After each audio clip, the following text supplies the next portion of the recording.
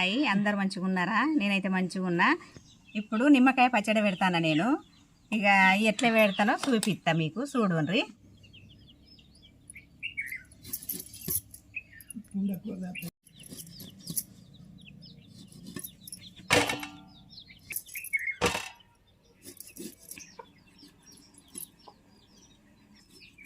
ఇగో నిమ్మకాయలు ఇట్లా 4 వక్కలు కోసుకోవాలి.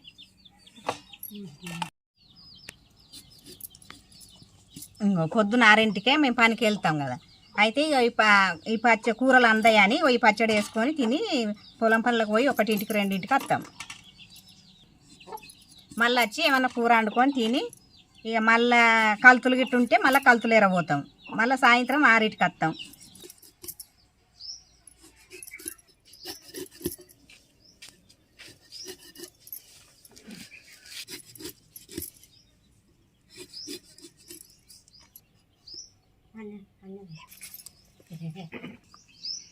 ఇగో ఈ నిమ్మకాయ పచ్చడి పప్పు లంచుకు పెట్టుకుంటే మంచిగా ఉంటుంది.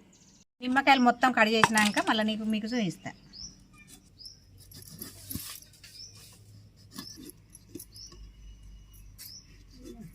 ఒక్కొక్కటి చెప్పిన పచ్చడి అయితే అయిపోయింది. నిమ్మకాయ పచ్చడి ఎట్లా పెడతారంటే కిలో వక్కలకు 1/2 కిలో ఉప్పు పోయాలి.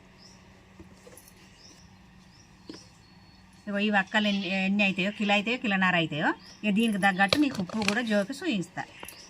ఇగో ఇప్పుడు కోసిన వక్కలు ఎన్ని అవుతాయో జోకుదా.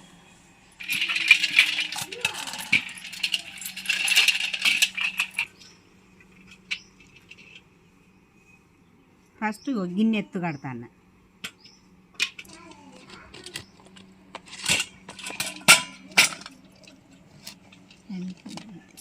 మనకి కరెక్ట్ కిలో వక్కలు అయినాయి.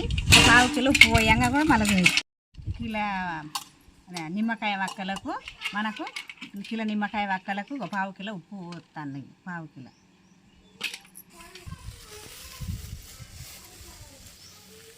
కండల కట్టాయి. ఇప్పుడు ఉప్పు వేసినాం కదా, ఇప్పుడు మంచిగా కలుపుతా. వక్కలకు పట్టేటట్టు ఇట్లా ఉప్పు వేసి మంచిగా కలుపుకొని ఒక పీసలు ఎత్తుకోవాలి.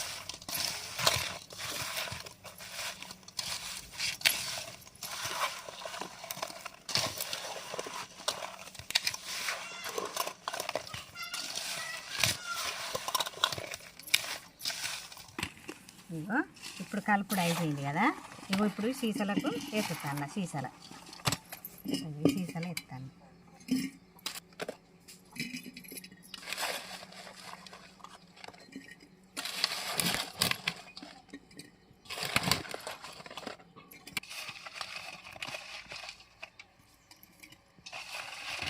మంచిగా కలగలుగుతాయి, బూజు రాకుండా ఉంటుంది.